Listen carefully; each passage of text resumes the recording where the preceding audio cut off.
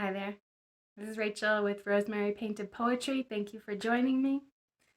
I'll be on here every day sharing a poem from my manuscript entitled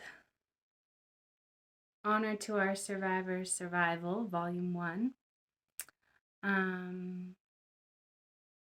Today, I do want to warn you this poem is about PTSD. It doesn't talk about any detailed traumatic experiences. It shares a bit about how I've been kind of reconciling my understanding of PTSD, its impacts on the body, and my own story. I do want to share, I guess, a bit about my understanding of PTSD. Before I started allowing myself to dig into this healing process, I didn't really understand PTSD. I had been working in the field of human rights, international human rights, working with communities that had experienced political violence, social violence, and fleeing for their lives. And I had academically studied trauma, having a trauma-based perspective, working in domestic violence shelters and in my organizing work, but like I didn't really start studying what trauma means in the body, how it perpetuates itself.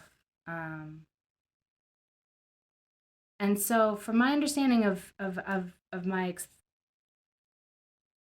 my journey thus far in trauma recovery, trauma is body based. It's a body based experience.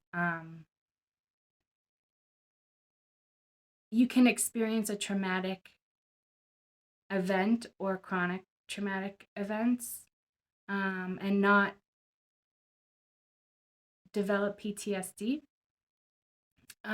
post traumatic stress disorder, if you have the resources and access to opportunities to digest that experience, to reconcile this fear from an experience where you're in extreme fear for your life. And if you are lucky enough to survive and grow beyond that experience, live beyond that experience, the fear is held in your body. Your body remembers this fear. And if you don't work with your body to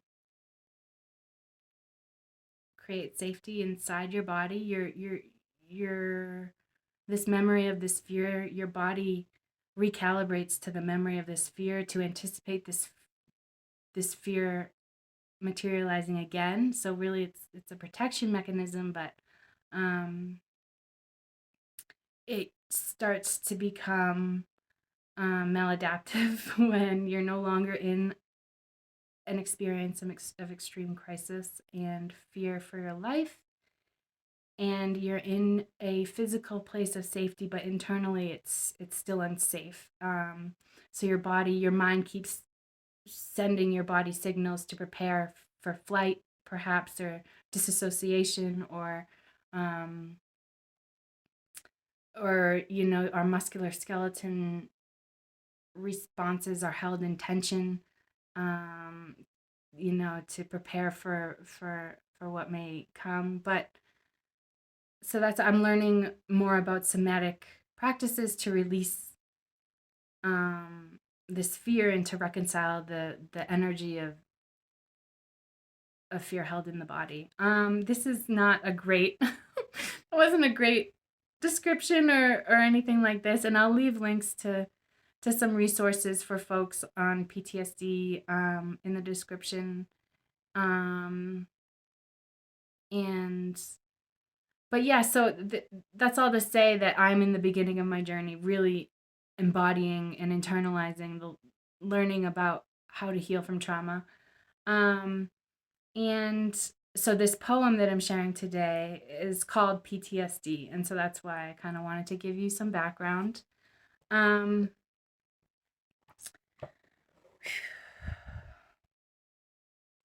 So this is PTSD. Pour trust. Slow down. Pray. Tell someone, darling. Poetic testimony saves daughters.